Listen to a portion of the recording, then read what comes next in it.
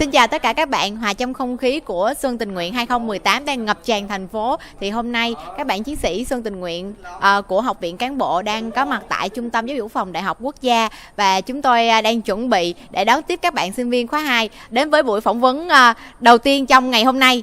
Hào hứng quá đi thôi!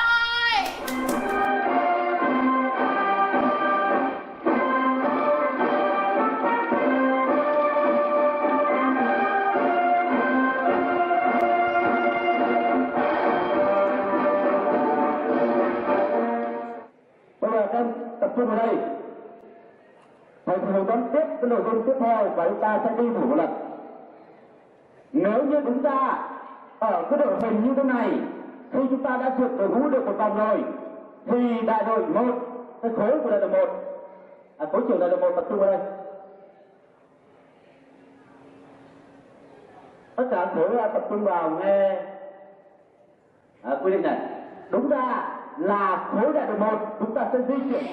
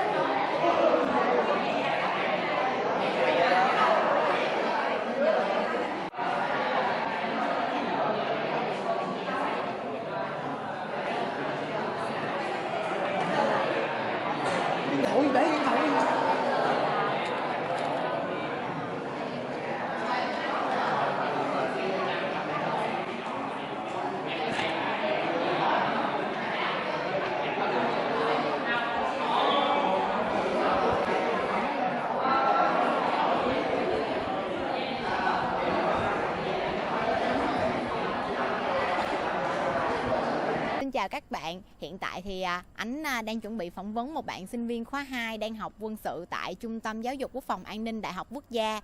Các bạn có muốn biết là nãy giờ thì tụi mình đã phỏng vấn những câu hỏi gì không? Bây giờ các bạn hãy cùng theo dõi nha. Xin chào em có thể nói chị biết là em đã tìm hiểu về chiến dịch Xuân Tình Nguyện của mình chưa? Dạ có ạ. Theo như em biết thì mình có những chiến dịch đó là Xuân Sẻ Chia, Tết Trẻ Con, rồi Tết Chiến Sĩ, vân vân, còn rất nhiều nữa. Rồi, nếu mà đăng ký tham gia chiến dịch đó, thì em sẽ di chuyển bằng phương tiện gì? Dạ em sẽ di chuyển bằng xe máy. Rồi em muốn tham gia chiến dịch thì sau chiến dịch em sẽ nhận được những kỹ năng và những trải nghiệm gì? Thứ nhất đó là kỹ năng đám đông. Thứ hai đó là có thể mạnh dạn cùng nhau chia sẻ những cái niềm vui, niềm ấm áp của bản thân đến với những trẻ thơ, những người chiến sĩ xa nhà, rồi những bạn bè xa quê.